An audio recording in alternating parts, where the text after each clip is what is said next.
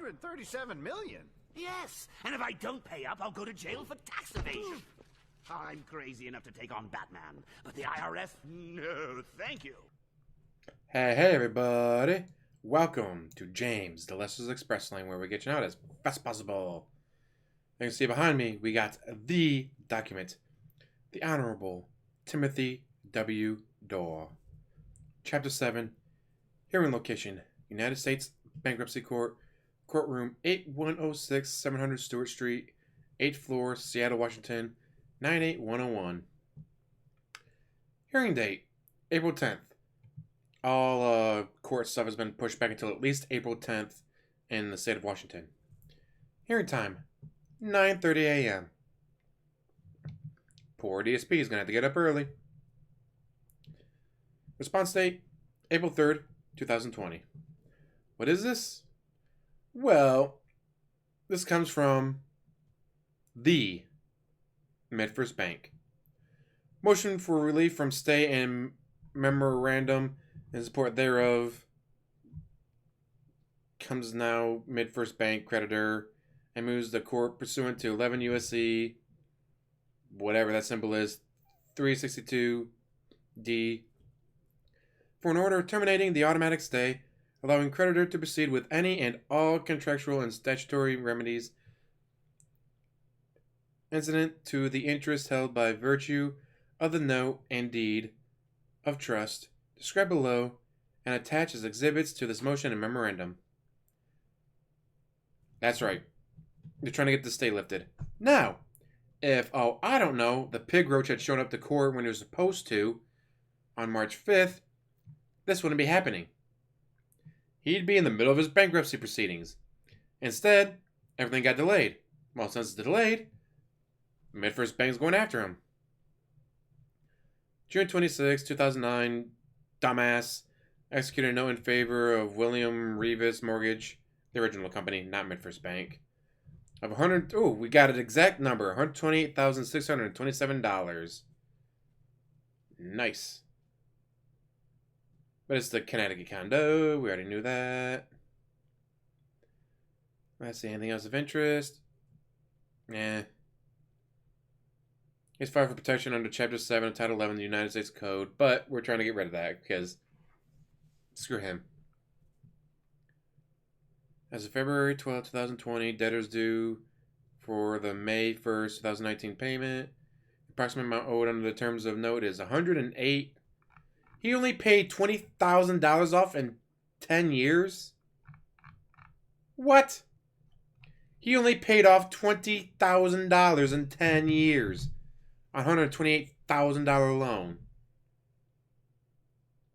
What? Let's do that math. Let's see.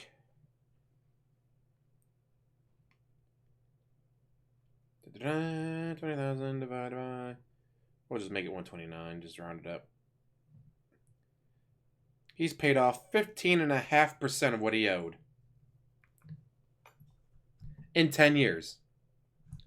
Mind you, during those 10 years, he was making, at his height, close if not over $300,000.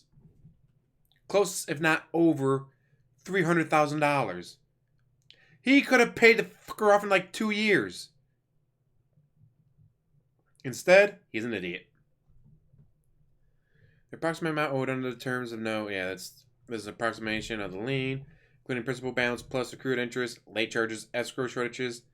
Ooh, that's gonna suck. And other fees and costs is allowed under the terms of deed of trust. Damn. Value of property. $60,000. Ouch! That's not good. That's $48,000 difference, people. To prosecute a motion for relief from automatic stay. As to enforcement of a note and deed, a movement must establish that it has an interest in the note, either as a holder or as a party entitled to enforce a note. And this is more legal mumbo jumbo stuff. Let's see.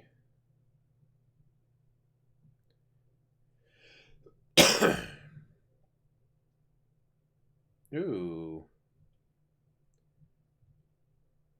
In the case at bar, After consideration of all liens against the property, including a secured lien of creditor, the debtors claimed exemptions against the property and the cost of liquidation that would be associated with any sale of the property.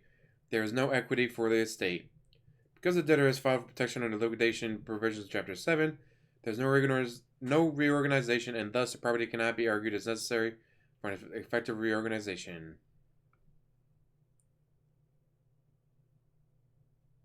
So they're trying to claim that there is no protection in Chapter 7 for the condo in Connecticut. Huh.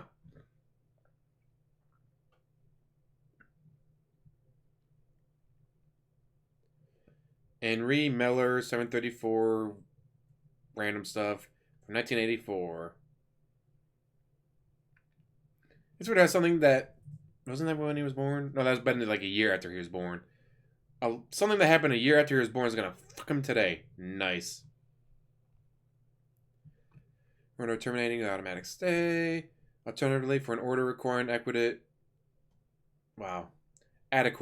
protection of movants' interests in the property, for such other relief as the court deems proper. Othus LLP. Trustee Nancy James, hey! Kick his ass. Rochelle Suffield. You have no idea what you got yourself into. No, just like DSP, they had to sign a thing saying that under penalty of perjury, under the laws of the United States of America, everything is true and correct. Unlike DSP, the shit they put down was true and correct. God damn.